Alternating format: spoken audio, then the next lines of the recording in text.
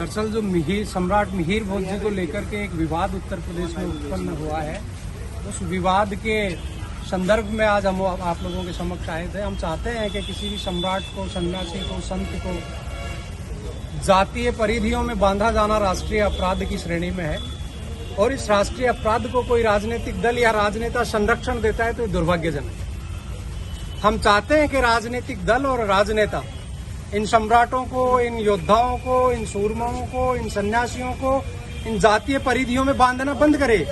करनी सेना एक सुंदर प्रयास कर रही है कि इस देश का सामाजिक सौहार्द सुधरे, इस देश में जातीय वैमनस्य जो फैल गया है वो कैसे कम हो, हम सब जातियों को जोड़ करके चलने का काम करते हैं। तो करनी सेना की पीड़ा, ये वास्तविक पीड़ा उभर करके आई कि हम जो काम कर रहे हैं उसके विपरीत हमारे राजनेता और राजनीतिक दल क्यों काम करना चाहते हैं।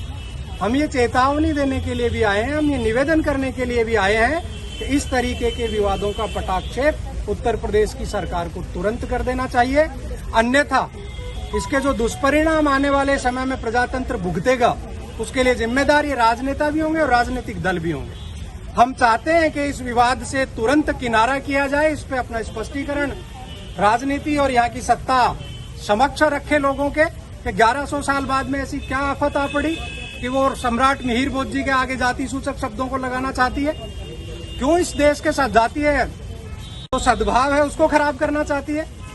पहले सुहेल देव जी बेस को लेकर के इन लोगों ने विवाद पैदा किया, एक बार बोला वो राजभर है, फिर बोला वो पासी है।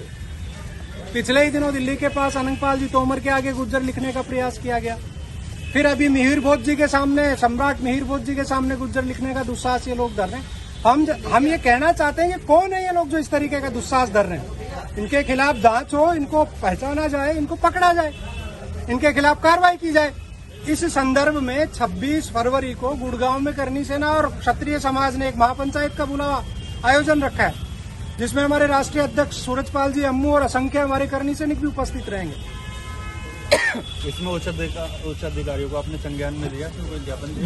बिल्कुल पूरा देश उद्वेलित है, बहुत सारे संगठन काम कर रहे हैं, हम लोग कर रहे हैं, सबके संज्ञान में ये चीज है और उसके बावजूद कोई इस विवाद को बढ़ा करके राजनीतिक क्षुद्र लाभ अर्जित करना चाहता है तो वो इस देश का भी दुर्भाग्य है।